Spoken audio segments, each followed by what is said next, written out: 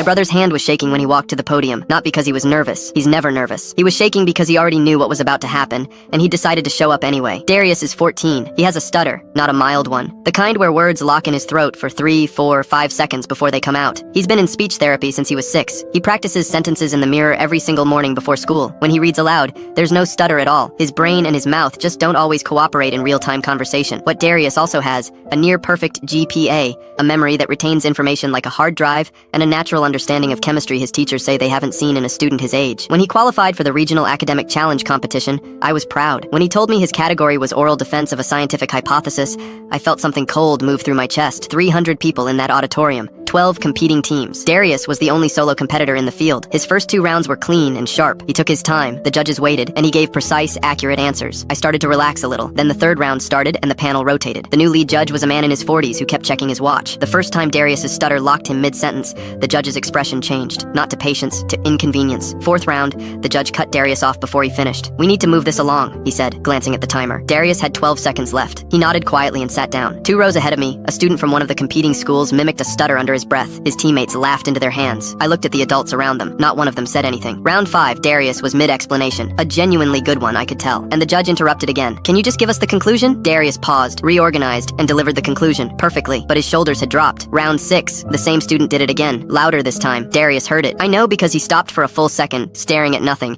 before he kept going. He then rattled off a chemical formula without a single error. By round 7, I could see Darius pressing his thumbnail into his palm. He's done that since he was 9. It's how he holds himself together when he's deciding not to fall apart. I recognized it from across the room. The final round. Darius and one other student. The question involved reaction rates and catalysts. Darius started his answer and hit a block almost immediately. 5 full seconds of silence. The judge exhaled through his nose. The student ahead of me made the sound again. I was on my feet before I'd made the decision to stand. I walked toward the front. A volunteer stepped into the aisle. I kept moving and spoke loudly enough for the judge's table to hear. He has a stutter. That's the only thing slowing him down. It's not confusion. It's not a lack of knowledge. And cutting him off mid-answer doesn't test his understanding. It just makes it harder for him to show it. The judge looked at me the way people look at someone causing a scene. "If every other competitor gets their full time," I said, "then he gets his full time." Someone near the back said, "That's right." A few others nodded. The judge was silent for a moment. Then he nodded once, stiffly, and gestured for Darius to continue. Darius looked at me from across the room. I gave him the same look our dad always gives us. The one that means, "You already know this. Just say it." He turned back to the microphone, took one breath, and then, without a single block, answered the question completely, in more precise scientific language than anything else said in that room all afternoon. The judge confirmed it was correct. Darius won. He stood there for a second before the applause started. On the drive home,